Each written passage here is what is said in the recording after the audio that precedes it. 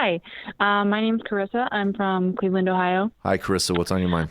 Just a thought I've been having. A lot of the people I've been encountering online, there's so many people that just don't understand what it means to be a democratic socialist. Hmm.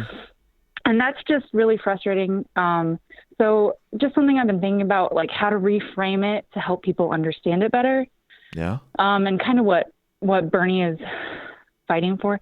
Sorry, I'm very nervous. I didn't actually expect to get through. No, it's okay. Please, just take your time. Go ahead.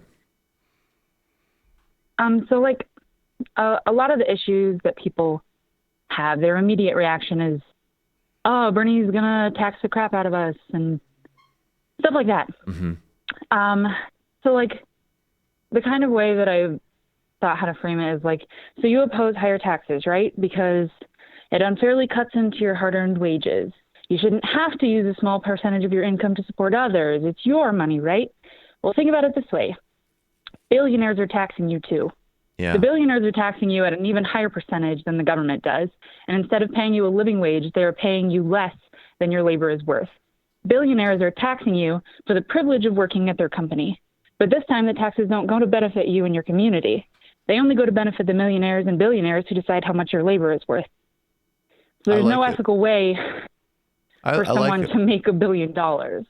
I like it. I think there's a lot of ways of I like that. And in my experience, to some extent, so it's a long haul, but I think that there is a lot of intuitive understanding. See, this is the double-edged sword of Republicans calling Obama a socialist. In the positive sense, it's really made the word a lot more, a lot less melodramatic, and they've worked against themselves. Yeah, it's more normalized. Totally.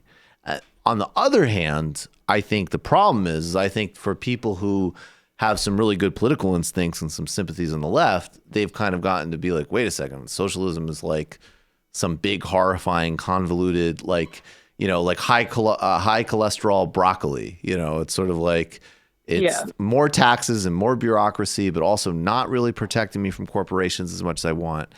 And I do think that, this is where you say like, no, like what Bernie's actually talking about is, yes, there's the who's really taxing you and how you will save money for sure.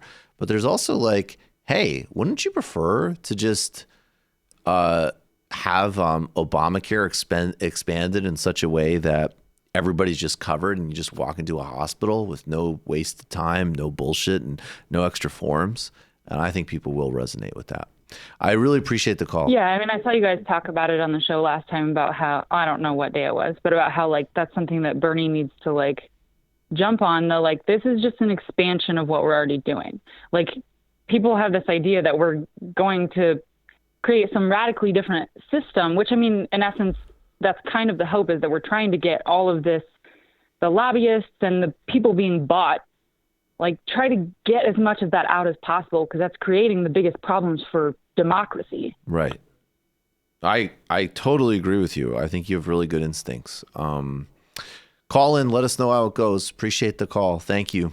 This is like Jason Johnson not wanting to call Bloomberg an oligarch, or Right. then going on Twitter and saying, well, under certain definitions, both Bloomberg and Bernie Sanders are oligarchs. And the thing is like, wow, that is championship level right there. Exactly. Like Bernie's millions come from like people buying his books because they already approve of his political activities, versus Bloomberg using his fortune made from like Wall Street. Can I just say that would be the equivalent of, to put it in terms that Jason Jones could understand.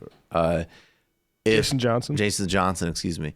If a PR firm that was hired to like, some like low rent firm to spin a Russian oligarch, let's keep it with Russia. Ooh boy, they're the baddies.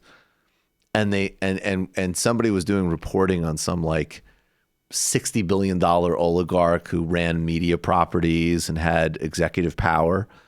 And then there was a candidate or an activist trying to break into the system, or it was like, actually, this is what it really would be like. It was like, Václav Havel made money from plays. Like, that's like, so when you think about it, But like, You know, it's like the same thing. I mean, Václav Havel got royalties from selling plays. He's an oligarch. like I'm more Same thing as running on the NORAD, the Nord Stream. Exactly. Absolutely. This is Very like smart. when people want to throw like basketball players, I like, do you want to see Dame Lillard get that much money?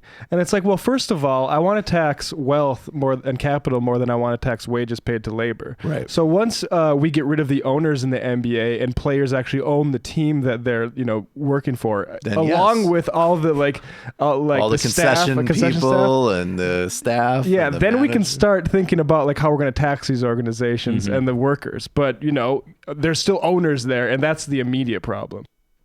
I mean, what do you think? That's just incredible.